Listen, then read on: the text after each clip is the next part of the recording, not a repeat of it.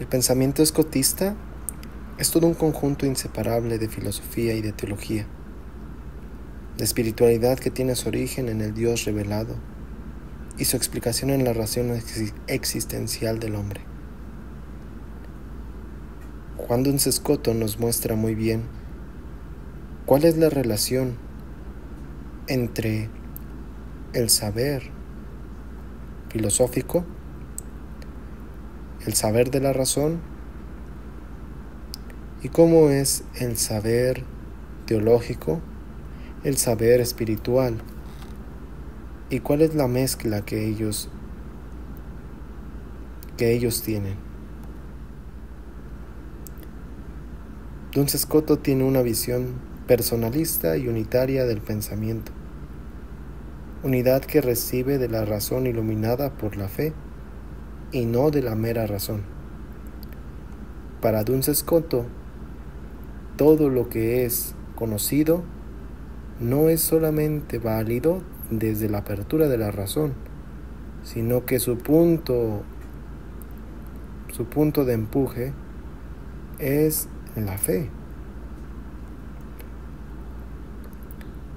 Duns Scoto no construye un sistema de la razón pura, sino que analiza una experiencia de la razón separada de la fe y encuentra luces y coherencia, pero también sombras e incertidumbres, porque era muy fácil comprender que el razonamiento no se puede dar solamente. Los que razonan el pensamiento pueden creer que la naturaleza es la que va a dar respuesta de todo. Sin embargo, para Duns Scoto, la necesidad de la gracia de que circunda en la fe es la prueba y la perfección de la realidad presentada y la realidad demostrada. Esto es una opción de la fe, no es una conquista de la razón. Este convencimiento es un punto de partida para la reflexión filosófica, el pensar que solamente nos vamos a basar en la referencia de la naturaleza, más no en la referencia de la gracia, nos da apertura a abrir esta reflexión filosófica. Para Duns Scoto, entonces, la visión racionalista pagana, que es la que acabamos de mencionar, que se funda sobre la validez universal de los principios lógicos y metafísicos, se revela intrínsecamente frágil en el conocimiento y en la comprensión de la existencia de Dios y del hombre. No tienen punto de equilibrio, no tienen sustento, y como no tienen sustento, ni tienen equilibrio, ni están basadas en algo, no solamente en razón lógica, sino que también necesitan la razón de la fe, por eso es que tienen una poca veracidad. La filosofía y la teología se necesitan mutuamente, tanto para explicar la fe como para clarificar el pensamiento. Dios no es un objeto racional, como tampoco es un objeto primero de la metafísica, porque únicamente lo capta el filósofo como un fundamento del mundo sensible e inteligente.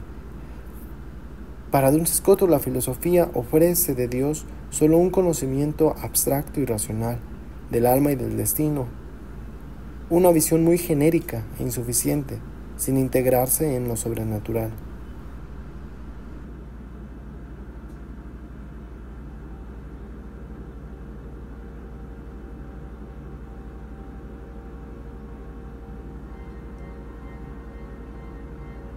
Las ideas son expresiones posibles de la esencia divina y son infinitas porque la esencia divina es infinita y porque es expresable en un número infinito de modos, aunque la presencia de las ideas no obligue a Dios a crear los seres correspondientes. No se defiende que la voluntad divina obre de un modo caprichoso y arbitrario, pues en Dios la voluntad es real y perfectamente idéntica con su esencia, y la volición divina es en sí un único acto, aunque, lógicamente hablando, el conocimiento precede a la voluntad. El querer divino no necesita una dirección racional, como si pudiera equivocarse o pudiera escoger algo no conveniente. En este sentido, la voluntad divina es autónoma e inmensamente libre. De hecho, se afirma que la voluntad divina quiere porque quiere, pero no se trata de una voluntad caprichosa y voluble, porque la esencia divina es infinita coherencia. El mundo finito ha sido creado libremente por Dios y en conformidad con las ideas que han servido de modelo y paradigma. Hay un número infinito de ideas divinas que son sustancialmente, aunque no formalmente, idénticas a la esencia divina. Las ideas divinas no dependen de la libre voluntad de Dios, como si las ideas ejemplares fueran creación arbitraria de Dios, sino del entendimiento divino. El entendimiento divino, en cuanto a entendimiento, produce en Dios las razones ideales, las esencias ideales o inteligibles. Pero la esencia divina es el fundamento de las ideas en último término. Dios conoce en primer lugar su esencia y después conoce las criaturas por medio de su esencia. De este modo, el objeto conocible depende de la inteligencia divina en lo que concierne a su ser conocido, pues está constituido en su ser conocido por aquella inteligencia.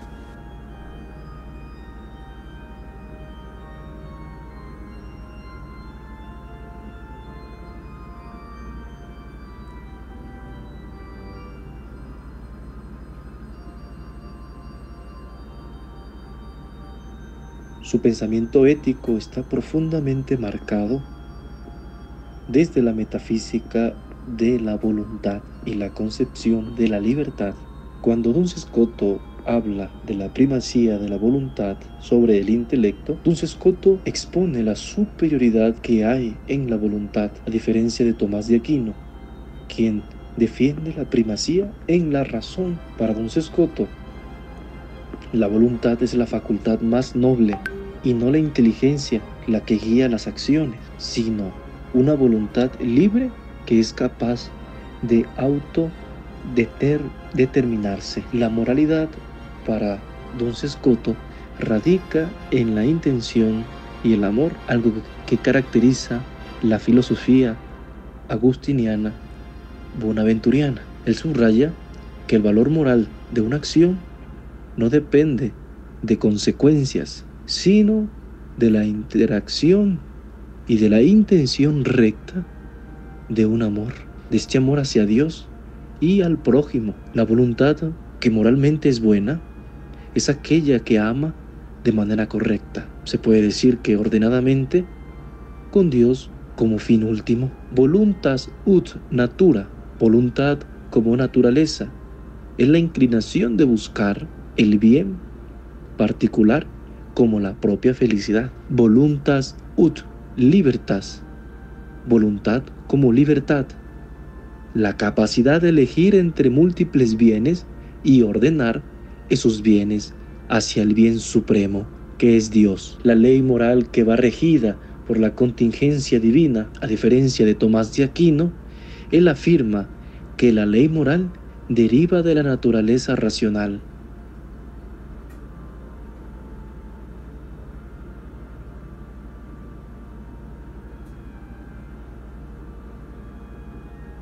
Juan Duns Scoto consideraba que la ley divina era inalterable y que solo Dios podría actuar en orden a ella. En cuanto a la moral, sostenía que las virtudes morales residían en la voluntad. La ley divina era inalterable y solo Dios podría actuar en orden a ella, como mencionábamos anteriormente, y consideraba que Dios era el único legislador que poseía potencia ordenada y potencia absoluta sobre la ley divina. De acuerdo a las virtudes morales, sostenía que las virtudes debían residir necesariamente en la voluntad y se basó en la definición de Aristóteles de las virtudes como un hábito electivo. La voluntad. Consideraba que la libertad y la necesidad podían coexistir en la voluntad. Propuso también una teoría voluntarista que afirmaba que las potencias activas eran un poder que permitía actuar o producir algo.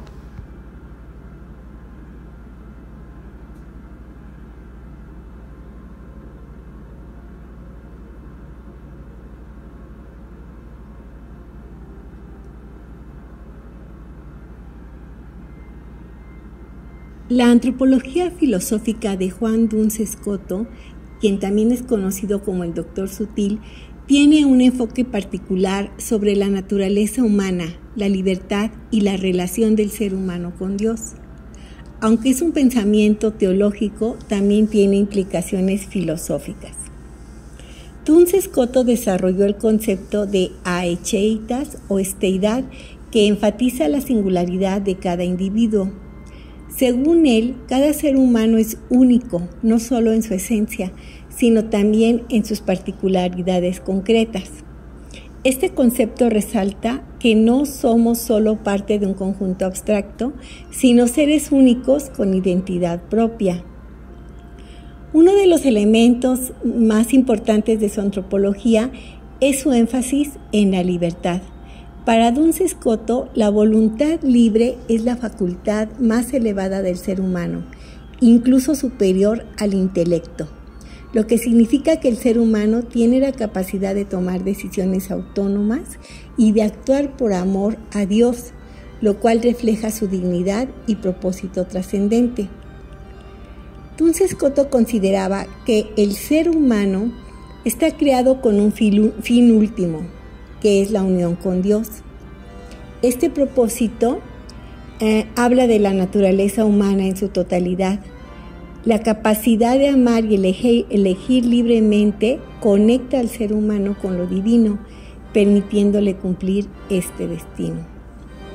En su sistema de pensamiento, Cristo ocupa un lugar central. Según su doctrina de la predestinación absoluta de Cristo, la encarnación de Cristo estaba en los planes divinos incluso antes del pecado original. Así, la humanidad alcanza su perfección a través de Cristo, que es el modelo más pleno de lo que significa ser humano. Y para Duns Scoto, el ser humano tiene una dignidad intrínseca debido a su capacidad de amar, de elegir libremente y de vivir como un reflejo de la imagen divina.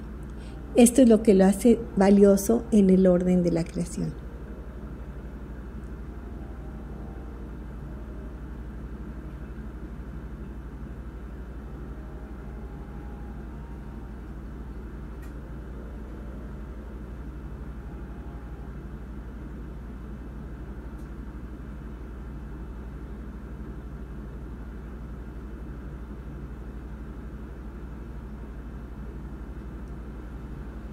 Que la materia y la forma intervengan como principios constitutivos en la cosa sensible no se discute.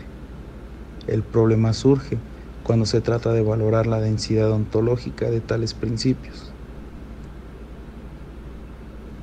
Scoto se plantea la pregunta de si existe la materia, es decir, si en los seres sometidos a generación y corrupción hay una realidad positiva, y responde afirmativamente, pues el compuesto no sería tal si no se compusiera al menos de dos elementos, y la materia no sería uno de estos elementos si no gozara de una realidad positiva y propia. Para ser sujeto necesita ser algo y tener entidad propia. Con ello, juzgan interpretar adecuadamente el pensamiento de Aristóteles, pues la materia aristotélica es el receptáculo de la forma, y si ella no fuera algo no podría recibir.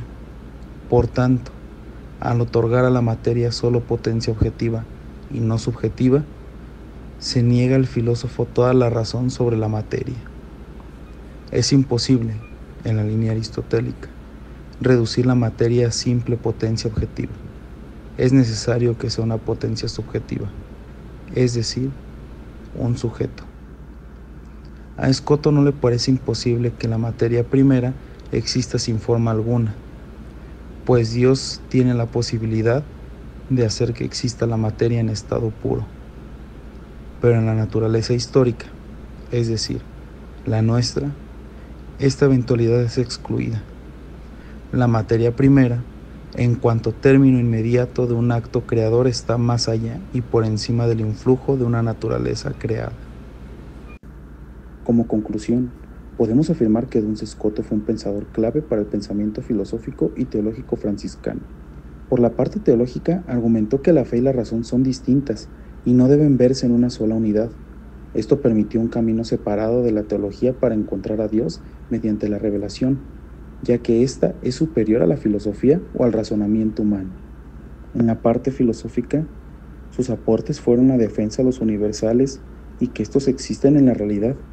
Esto es totalmente lo contrario a los argumentos nominalistas de la época. La razón nos acerca a la verdad, pero nunca llevarnos plenamente a ella. ¿Quién es la verdad? La única verdad es Dios.